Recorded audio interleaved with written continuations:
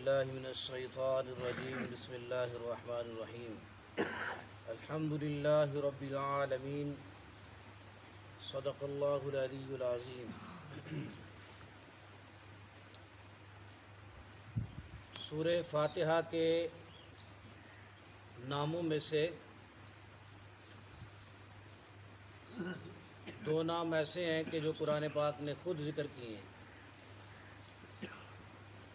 فرمایا وَلَقَدْ آتَيْنَاكَ سَبْعًا مِّنَ الْمَثَانِي وَالْقُرْآنَ الْعَظِيمِ، کہ یقیناً ہم نے آپ کو سبعًا من المثانی ایسی 7 آیات والی صورت عطا کی ہے کہ جو المثانی بار بار پڑھی جانے والی۔ تو سورہ فاتحہ کے ناموں میں سے ایک نام سبعًا من المثانی، المثانی بھی کہہ سکتے ہیں، المثانی ہے، یعنی وہ صورت جو بار بار پڑھی جاتی ہے۔ تو سورہ فاتحہ چونکہ بہت زیادہ پڑھی جاتی ہے اور ہر رکعت میں پڑھی جاتی ہے، اس لیے اس کا نام المثانی بھی ہے، بار بار پڑھی جانے والی 7 آیتیں۔ اور اس آیت میں والقرآن العظیم بھی کہا کہ آپ کو 7 آیتیں عطا کی گئیں جو بار بار پڑھی جانے والی ہیں، اور والقرآن العظیم، یہ قرآن عظیم ہے۔ تو پورے کے پورے قرآن کا خلاصہ چونکہ سورہ فاتحہ میں ذکر کیا گیا ہے، اس لیے اسے قرآن عظیم بھی کہا جاتا ہے۔ اور اس کا نام ام القرآن بھی ہے۔ ام القرآن اس لیے کہ پورے کے پورے قرآن کے مضامین ان کو سورہ فاتحہ میں جمع کر دیا گیا، اس لیے اسے ام القرآن کہا جاتا ہے۔ مولانا حسین علی رحمۃ اللہ تعالی علیہ کی جو طرز ہے اس میں قرآن پاک کے مضامین کے اعتبار سے 4 حصے ذکر کیے گئے ہیں، اور دوسرا حضرت علامہ شبیر احمد عثمانی رحمہ اللہ وہ فرماتے ہیں کہ قرآن پاک کے کل جو مضامین ہیں، مرکزی مضامین، وہ 6 مضامین ہیں، 6 مضمون، اور وہ 6 کے 6 سورہ فاتحہ میں ذکر کیے گئے ہیں، اس لیے تمام مضامین سورہ فاتحہ میں آ جاتے ہیں۔ وہ بڑے بڑے مضامین کیا ہیں؟ وہ ہے پہلے نمبر پر توحید، پھر رسالت، پھر احکام، اور پھر قیامت، پھر ماننے والوں کے احوال اور نہ ماننے والوں کے احوال۔ یہ 6 مضامین قرآن پاک میں ذکر کیے گئے ہیں جو بڑے بڑے مضامین ہیں، اور وہ 6 کے 6 مضامین سورہ فاتحہ میں بھی آئے ہیں۔ سورہ فاتحہ میں ان کو جمع کر دیا گیا۔ چنانچہ توحید جو ہے یہ الحمدللہ رب العالمین الرحمن الرحیم، اس میں توحید آ گئی، اور مالک یوم الدین، اس میں قیامت آ گئی، اور ایاک نعبد و ایاک نستعین اہدنا الصراط المستقیم، اس میں 2 مضامین کی طرف اشارہ کیا گیا۔ ایک احکام، کیونکہ عبادت جو ہے وہ اس کی طرف اشارہ ہے، عبادت کی اقسام کی طرف اشارہ ہے، تو احکام کی طرف بھی اشارہ ہے اور رسالت کی طرف بھی اشارہ ہے، کیونکہ صراط مستقیم یہ رسالت کے بغیر حاصل نہیں ہوتا، اللہ کے رسول ہی رستہ بتاتے ہیں۔ اور قرآن پاک نے سورۃ النساء میں منعم علیہم جو لوگ ہیں ان کا ذکر فرمایا کہ وہ من النبیین والصدیقین والشہداء والصالحین، یہ 4 طبقے ہیں جن پر اللہ پاک نے انعام فرمایا ہے۔ تو صراط الذین انعمت علیہم، اس میں اس طرف اشارہ کیا گیا کہ جو ماننے والوں کے حوال جن پر انعام ہوا، نبیوں کا طبقہ اور صدیقین کا طبقہ، شہداء کا طبقہ اور صالحین نیک لوگوں کا طبقہ، اور غیر المغضوب علیہم ولا الضالین اس میں نہ ماننے والوں کے احوال کی طرف اشارہ کیا گیا۔ تو 6 جو بڑے بڑے مرکزی مضمون ہیں وہ سارے کے سارے ان کا خلاصہ وہ سورۃ الفاتحہ کے اندر ذکر کیا گیا۔ اس لیے بھی سورۃ الفاتحہ ام القرآن ہے۔ یہ حضرت علامہ شبیر احمد عثمانی رحمہ اللہ کی جو طرز ہے اس میں یہ اس طرح سے تفسیر بنتی ہے، اس کا خلاصہ بنتا ہے، سورۃ فاتحہ کا خلاصہ سمجھ آتا ہے۔ اور حضرت مولانا حسین علی رحمۃ اللہ تعالی علیہ وہ بیان فرماتے ہیں کہ قرآن پاک مضامین کے اعتبار سے 4 بڑے حصوں میں منقسم ہے، اور ہر حصہ الحمد سے شروع ہوتا ہے۔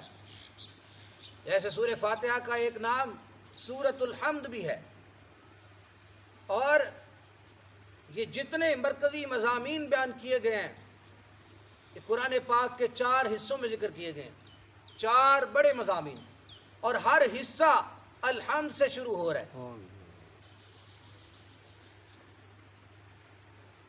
پہلا کیا ہے؟ الحمدللہ رب العالمین، سورہ فاتحہ سے شروع ہوتے ہیں اور سورہ مائدہ کے آخر تک یہ مختلف مسائل مختلف اس میں ذکر کیے گئے ہیں، لیکن سب سے زیادہ جو ذکر کیا گیا ہے وہ خالقیت والا مسئلہ بیان کیا گیا کہ پیدا کرنے والی ذات صرف ایک اللہ پاک کی۔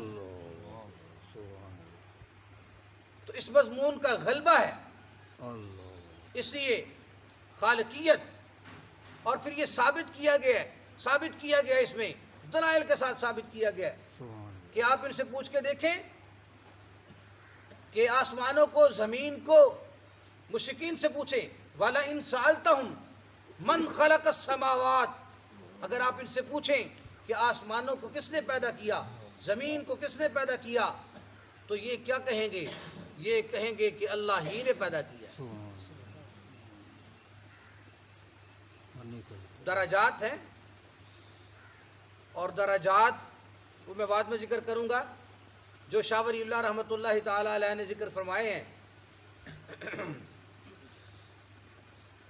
تو پہلا جو مرکزی مضمون ہے وہ خالقیت والا مسئلہ کہ ہر چیز کو پیدا کرنے والی ذات صرف ایک اللہ پاک کی ذات ہے، اور لم یلد ولم یولد، نہ وہ جنا گیا ہے نہ اس نے کسی کو جنا ہے، نہ اس نے کسی کو جنا نہ وہ جنا گیا، وہ ہمیشہ سے ہے، ہمیشہ رہے گا۔ اللہ پاک کی ذات ہمیشہ سے ہے، ہمیشہ رہے گی۔ اور فرمایا کہ جن کو یہ حاجت روا سمجھ کے پکارتے ہیں غیر اللہ کو، اللہ کے سوا جن کو حاجت روا سمجھ کے پکارتے ہیں، جن کو مشکل کشا سمجھ کے پکارتے ہیں، فرمایا لا یخلقون بشیء، انہوں نے کچھ بھی پیدا نہیں کیا، انہوں نے کچھ بھی پیدا نہیں کیا، وہم یخلقون، بلکہ وہ تو خود مخلوق ہیں، وہ خود پیدا کیے گئے ہیں۔ تو ایک اللہ پاک کی ذات ہے جو ہمیشہ سے ہے، ہمیشہ رہے گی، اس کو کسی نے پیدا نہیں کیا۔ اور باقی فرمایا جن کو تم پکارتے ہو ان کو اللہ پاک نے پیدا کیا ہے، وہ اللہ کے بندے ہیں، وہ محتاج ہیں۔ تو یہ پہلا جو حصہ ہے سورہ انعام سے پہلے تک سورۃ المائدہ کے آخر تک، یہ حصہ اس میں خالقیت کے مسئلے کو بڑے واضح انداز میں زیادہ تر بیان کیا گیا۔ اس لیے مولانا حسین رحمۃ اللہ فرماتے ہیں کہ اس میں اس کا ذکر ہے، خالقیت والے مرکزی مسئلے کا ذکر ہے۔ اور پھر اگلا حصہ سورۃ الانعام سے شروع ہوتا ہے قرآن پاک کا۔ سورۃ الانعام سے لے کر یہ سورہ بنی اسرائیل کے آخر تک، سورہ انعام کو بھی الحمد سے شروع کیا گیا، الحمد سے۔ اور اس کے اندر کیا ذکر کیا گیا ہے؟ اس کے اندر یہ ذکر کیا گیا ہے کہ ربوبیت والا مسئلہ، پہلا مسئلہ تھا کہ ہر چیز کو پیدا کرنے والا اللہ، اور دوسرا مسئلہ یہ ذکر کیا کہ پھر پیدا کرنے کے بعد ہر چیز کو اس کی تربیت کرنے والا، اس کو پالنے والا اور اس کو تا حد کمال تک پہنچانے والا، پروان چڑھانے والا بھی ایک اللہ پاک ہے۔ تربیت کسے کہا جاتا ہے؟ تربیت کے درجہ بدرجہ اس کے ہر اسٹیج پہ اس کو پروان چڑھانا، یہ ایک اللہ پاک ہی کا کام ہے۔ رب ہے جو ہر درجے پر پروان چڑھاتا ہے، ہر چیز کو اس کے حال کے مطابق پروان چڑھاتا ہے، اس کی نشو و نما، اس کی ضروریات، ہر چیز دیتا ہے۔ تو دوسرے حصے میں ربوبیت والا مسئلہ ذکر کیا گیا، اور پھر تیسرا حصہ قرآن پاک کا جس میں مرکزی مضمون کا ذکر ہے وہ سورۃ الکہف سے شروع ہو رہا ہے، اور سورۃ الکہف جو ہے یہ بھی الحمد سے شروع ہو رہی ہے۔ الحمد، پہلا حصہ بھی الحمد سے، سورہ فاتحہ سے، دوسرا حصہ سورہ انعام سے، الحمد سے، اور تیسرا حصہ الحمد سے سورۃ الکہف سے شروع ہو رہا ہے، اور سورۃ الکہف سے لے کر یہ سورہ احزاب کے آخر تک۔ اور اس کے اندر یہ ذکر کیا گیا ہے کہ برکتیں دینے والا بھی پھر وہ اللہ پاک ہی ہے۔ جب پیدا کرنے والا اللہ، اور پھر پروان چڑھانے والا اللہ، تربیت کرنے والا اللہ، تا حد کمال پہنچانے والا اللہ، تو پھر برکتیں دینے والا بھی اللہ، رحمتیں دینے والا بھی اللہ، رحمان بھی اللہ، الرحیم بھی اللہ، کیونکہ شہنشاہ اللہ، اس لیے برکتیں دینے والا بھی اللہ۔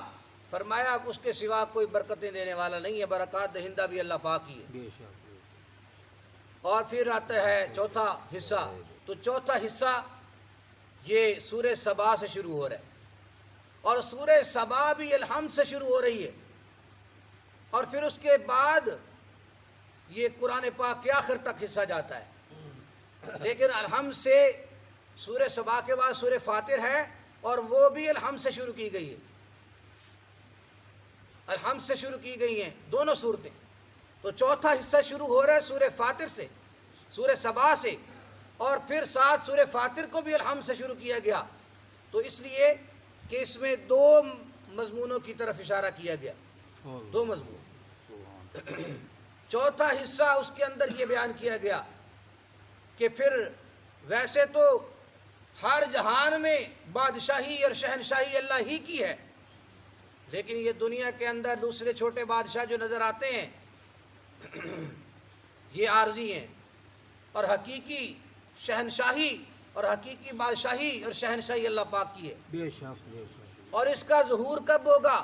قیامت والے دن۔ بے شک بے شک حدیث پاک میں آتا ہے نا کہ جب قیامت آئے گی اور اسرائیل پہ بھی جب موت آ جائے گی، اللہ اللہ پاک فرمائیں گے اسرائیل سے کہ مر جا، اسرائیل بھی مر جائے گا، اور فرمایا کہ ایک مدت تک سناٹا چھایا رہے گا، کوئی زندہ نہیں ہے، کوئی مخلوق زندہ نہیں، صرف خالق زندہ ہے، اور وہ ہمیشہ زندہ رہے، الحی القیوم۔ بے شک اور پھر اللہ پاک فرمائیں گے لمن الملک اليوم، آج کس کی بادشاہی ہے، آج کس کی حکومت ہے، آج کس کی شہنشاہی ہے، اس کا اظہار ہوگا۔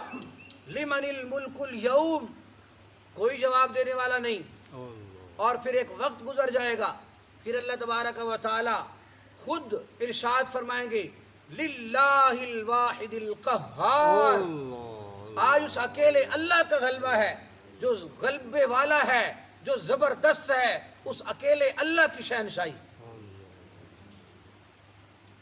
تو سورہ سبا سے آخر قرآن تک جو مرکزی مضمون ذکر کیا گیا وہ یہ ہے کہ غلبہ صرف اللہ پاک کا، اور شہنشاہ وہ اکیلا اللہ ہے، اور ساتھ ساتھ سورہ فاطر کو بھی الحمد سے شروع کیا گیا، اس لیے کہ ساتھ یہ بتایا گیا کہ اس کے سامنے کوئی شفیع قہری بھی نہیں ہے، شفیع غالب بھی نہیں ہے، شفیع قہری بھی نہیں ہے۔ شفیع قہری کا کیا مطلب ہوتا ہے؟ شفاعت کا معنی درخواست کرنا، سفارش جسے ہم کہتے ہیں، اور شفاعت کی 3 اقسام بنتی ہیں۔ شفاعت کی ایک قسم ہے شفاعت بالاذن کہ اجازت سے، کہ اللہ تبارک و تعالیٰ جب اجازت دیں گے سفارش کرنے کی، جیسے انبیاء کو سفارش کرنے کی اجازت ملے گی، اللہ صدیقین کو، شہداء کو، صالحین کو، علماء کو، حفاظ کو سفارش کریں گے۔ جیسے ایک قرآن پاک کا حافظ جس نے قرآن کو پڑھا، حفظ کیا اور اس پر عمل کیا، اسے کہا جائے گا کہ اپنے متعلقین میں سے، اپنے خاندان میں سے 10 ایسے بندے جن پر جہنم واجب ہو چکی ہے، ان کے بارے میں تجھے اختیار دیتے ہیں، تجھے سفارش کرنے کا حق حاصل ہے۔ سبحان اللہ وہ سفارش کرے گا، سفارش قبول ہوگی۔ یہ ہے شفاعت بالاذن، کہ اللہ پاک کی طرف سے اذن آ گیا، اللہ پاک کی طرف سے اجازت آ گئی، یہ سفارش ہوگی، شفاعت بالاذن۔ اور ایک ہے کہ شفاعت محبت، کہ اگر کوئی اس چیز کا قائل ہو جائے، کوئی ایسا عقیدہ رکھے کہ اللہ تبارک و تعالیٰ مجبور ہو جاتا ہے معاذ اللہ، توبہ توبہ تو یہ کفر ہے۔ چاہے مجبوری سمجھے، کوئی یہ کہے کہ اللہ کسی کی محبت میں مجبور ہو جاتا ہے، تب بھی کفر ہے۔ اللہ پاک محبت میں بھی مجبور نہیں ہوتا، اللہ پاک مجبوری سے پاک ہے۔ اور تیسری شفاعت قہری، کہ کوئی یہ عقیدہ رکھے کہ کوئی اتنا زور والا ہے، اتنے قہر والا ہے، اتنے جبر والا ہے، اتنی طاقت والا ہے کہ وہ اللہ تعالیٰ سے چھڑا لے گا۔ اللہ جیسے لوگوں نے قصے بنائے ہوئے ہیں کہ اسرائیل تھیلا لے کے جا رہا تھا، روحیں قبض کر کے لے کے جا رہا تھا، اور فلاں بزرگ نے، پیران پیر نے، فلاں بزرگ نے کیا کیا، وہ ہاتھ مارا اور ساری روحیں آزاد کر دی۔ لوگوں نے قصے بنائے ہوئے ہیں، من گھڑت قصے۔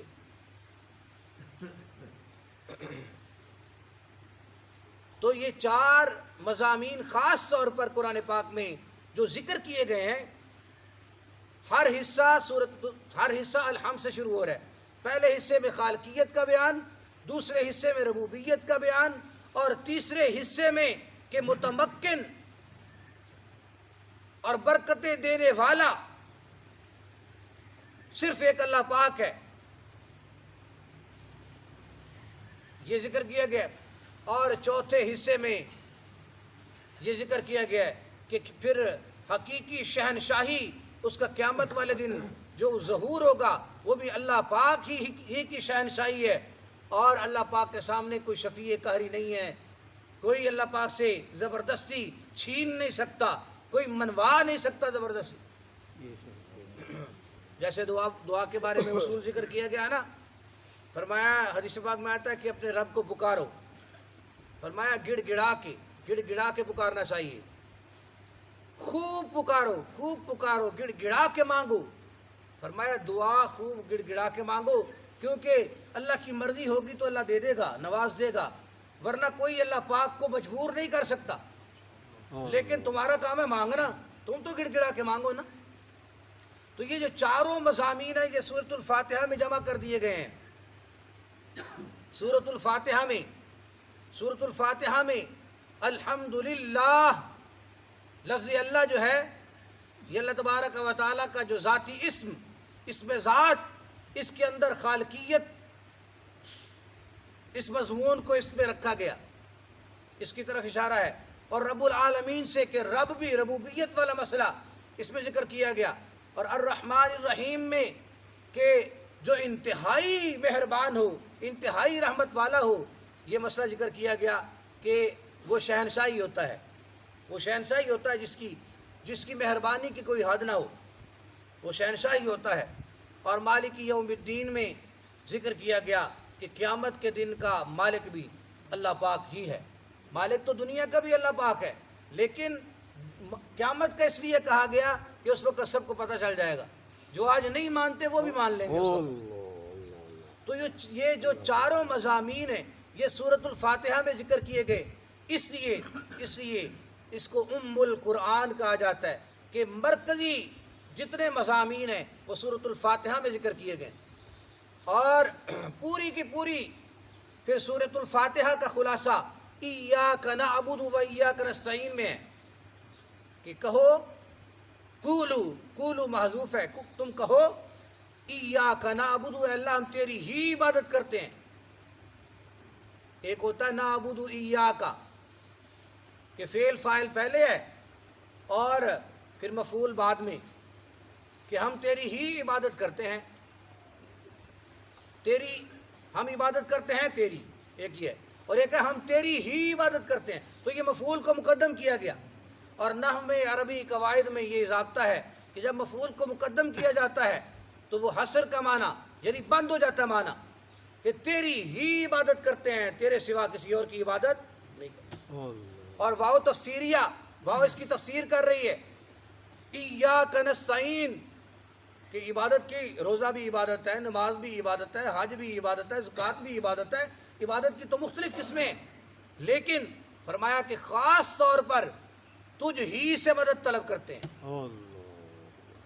اور اس کو ذکر کیا گیا بسم اللہ الرحمن الرحیم میں کہ با استعانت کی ہے، اور بسم اللہ الرحمن الرحیم استعینوا آخر میں محذوف مانیں گے کہ اللہ کے نام ہی کی مدد حاصل کرو۔ تو گویا کہ بسم اللہ میں سارے کے سارے مضامین کا خلاصہ لفظ اللہ میں خالقیت، الرحمن الرحیم میں اللہ تبارک و تعالیٰ کا برکات دہندہ ہونا، یہ اس میں آ گیا، اور با میں پھر آ گیا با استعانت کی ہے، مطلب یہ ہوا کہ مدد صرف اللہ کے نام کی۔ تو یہ سارے مضامین سورہ فاتحہ میں، اور سورہ فاتحہ کا خلاصہ بسم اللہ میں، اور پوری کی پوری بسم اللہ کا خلاصہ بسم اللہ کی با میں آ گیا۔ اور یہ مولانا حسین رحمۃ اللہ تعالیٰ علیہ سے منقول ہے کہ مکتوبات امام ربانی میں لکھا ہوا ہے کہ حضرت علی رضی اللہ تعالیٰ عنہ فرماتے ہیں کہ بسم اللہ کی با جامع ہے، کہ بسم اللہ کی با جو ہے اس کے اندر یہ رکھا گیا، اور اس کا مطلب یہ بنتا ہے کہ مدد صرف اللہ پاک کے نام کی۔ تو یہ سورۃ الفاتحہ کا ام القرآن ہونے کے حوالے سے تمام مضامین اس میں آ گئے، یہ اس کا خلاصہ ہے۔ وآخر دعوانا الحمدللہ رب العالمین۔